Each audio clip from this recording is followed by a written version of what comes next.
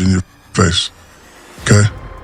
It's enough. Like, I don't usually do stuff like this, but just stop it, bro.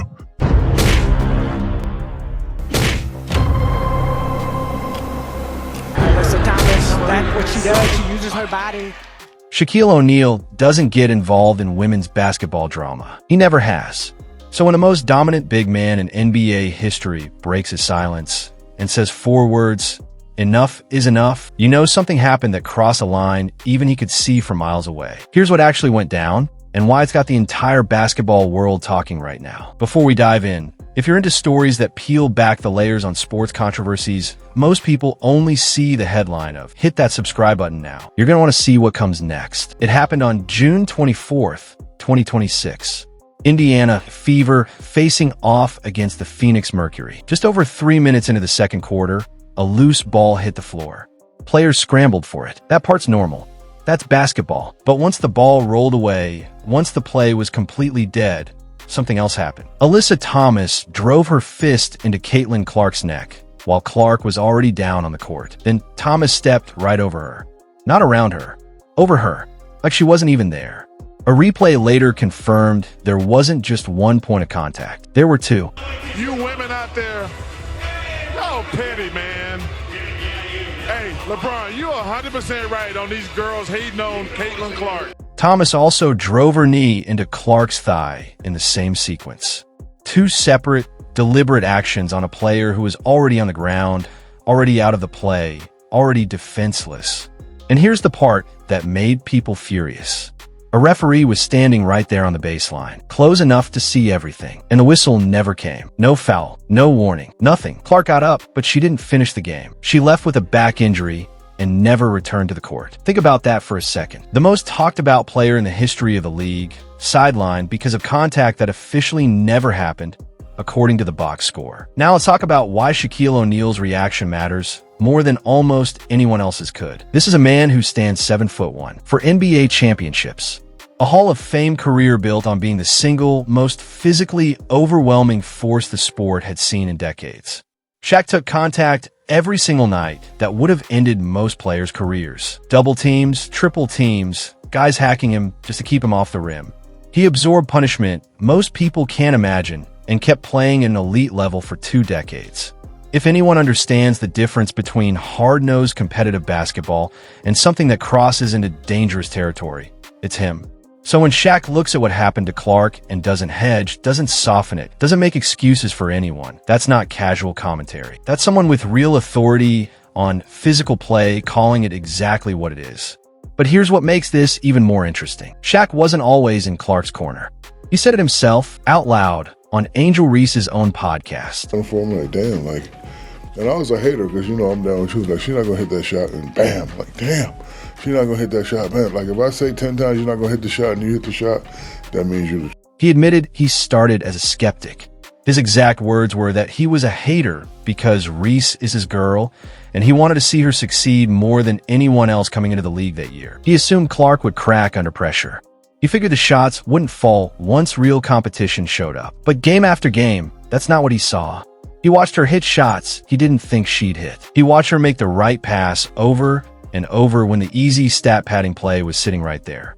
And slowly, his position shifted from doubt to respect. In an interview with Sports Illustrated, Shaq laid it out even more directly. He said he was trying to stay upset with her, trying to hold on to that skepticism, but she made it impossible. He said she does everything right. He said girls try to beat her up physically on the court, and she doesn't complain. She just keeps playing. That's a direct quote from a man who watches basketball at the highest possible level. He noticed the physicality directed at Clark long before this specific incident. He clocked the pattern, and he still gave her genuine respect for how she handled it. That's important context, because it means Shaq's reaction to the Alyssa Thomas incident isn't some knee-jerk defense of a player he's always favored. This is a man who started as a critic, watched the evidence stack up over time, and arrived at respect the hard way. When someone like that says a specific play crossed the line that carries weight most reactions simply don't have. Now here's where the story gets genuinely eerie, because 2 weeks before this incident even happened, someone very close to Shaq basically predicted it. Robert Horry, 7-time NBA champion and Shaq's former teammate during the Lakers dynasty years, sat down with Fox News Digital and talked about exactly this kind of situation. Horry said that when you're the best, everybody wants to knock you out. He said a lot of players around the league were going after Clark specifically, and that some players in her position in the past didn't protect themselves, which let the harassment continue unchecked. What I would love Caitlin to do is get up one time and then just slap the out of. His advice to her was blunt. Protect yourself. Don't let anyone punk you.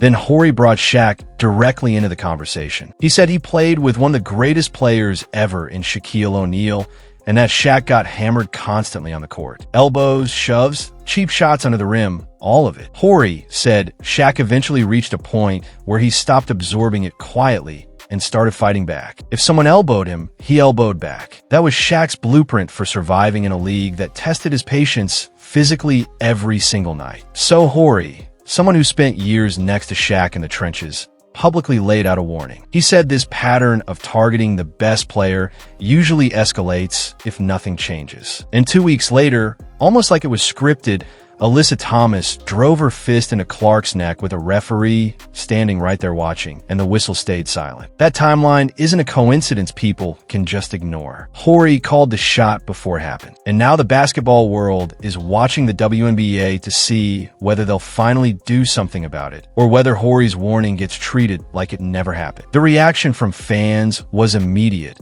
and there was no split opinion here. This wasn't one of those 50-50 debates where half the internet disagrees with the other half. This was close to universal outrage. One fan wrote that the officiating in the league is completely out of control and warned that if nothing changes, one of the league's biggest stars is going to get seriously hurt on national television. Another pointed out the irony directly. They said if Clark had reacted at all, even with a simple technical-worthy gesture, she'd have been penalized instantly. But a fist to the throat from Thomas? Nothing. No call. No consequence. No review overturned. Then there was a comment that probably worried WNBA executives more than any angry take from a longtime fan could. Someone said they don't normally watch WNBA games at all, but they tuned into this one specifically, and their reaction was pure confusion.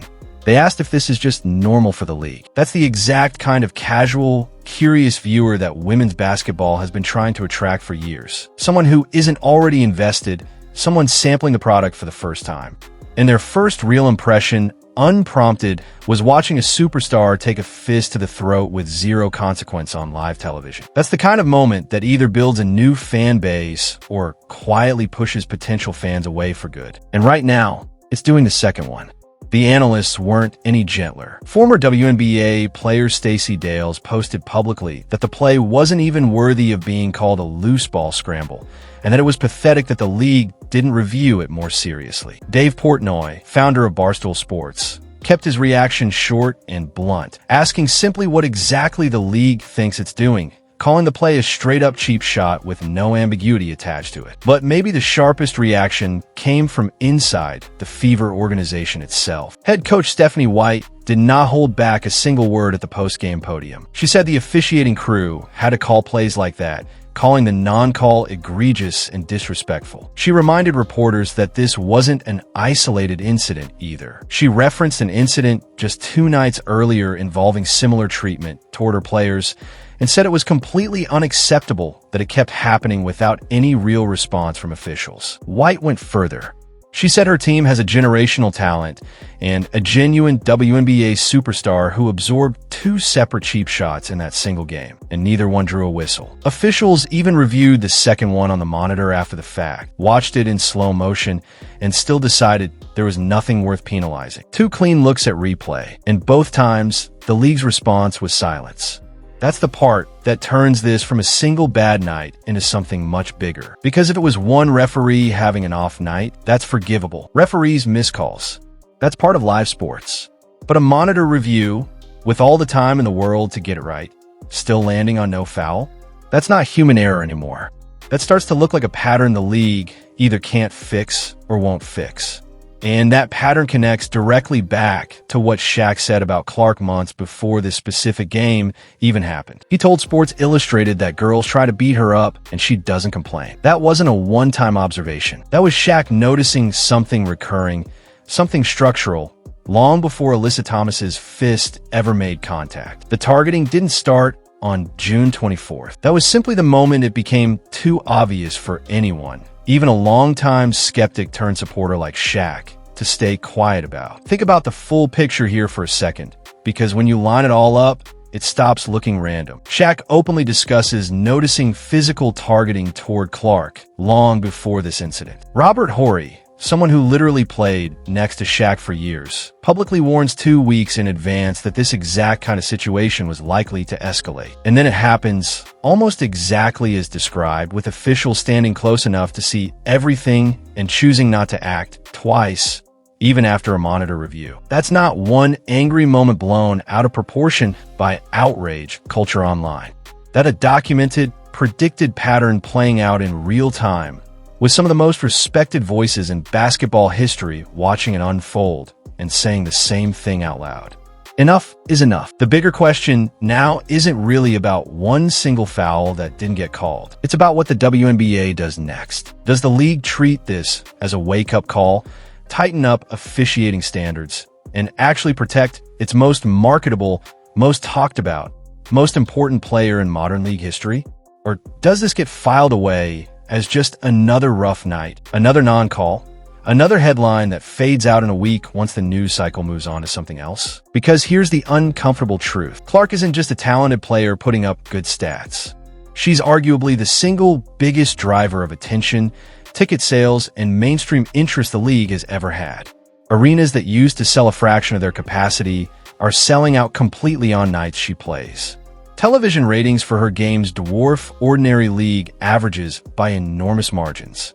New fans, casual fans, people who've never watched a WNBA possession in their life are tuning in specifically because of her. That kind of attention doesn't happen often in any sport, let alone one that's fought for decades to get mainstream recognition. And if the treatment she receives on the court, especially the physical treatment that keeps escalating without real consequences, continues unchecked, the risk isn't abstract anymore. It's not a hypothetical worst-case scenario dreamed up by outraged fans online.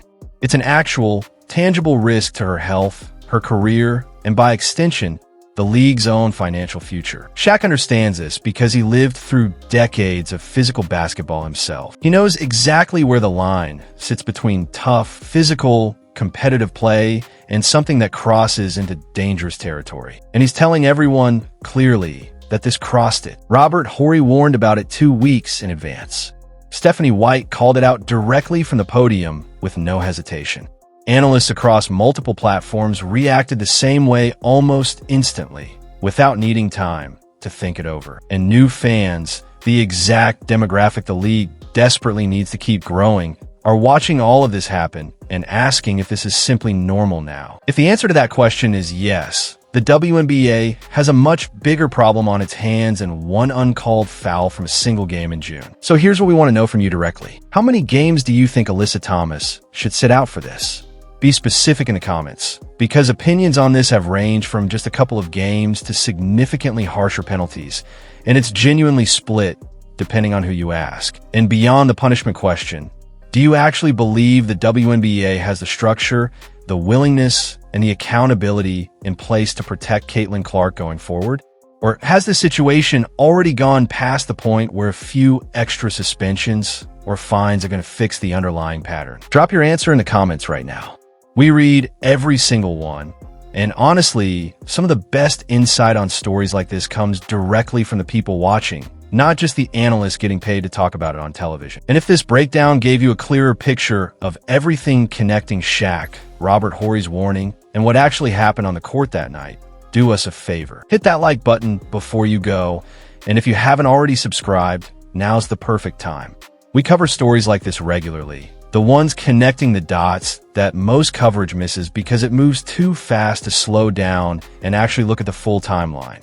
Because at the end of the day, this isn't really about one fist, one non-call, or one post-game press conference. It's about whether a league sitting on the biggest opportunity it's ever had is willing to protect the exact thing driving that opportunity in the first place. Shaquille O'Neal spent his entire career learning the difference between physical basketball and something far more dangerous.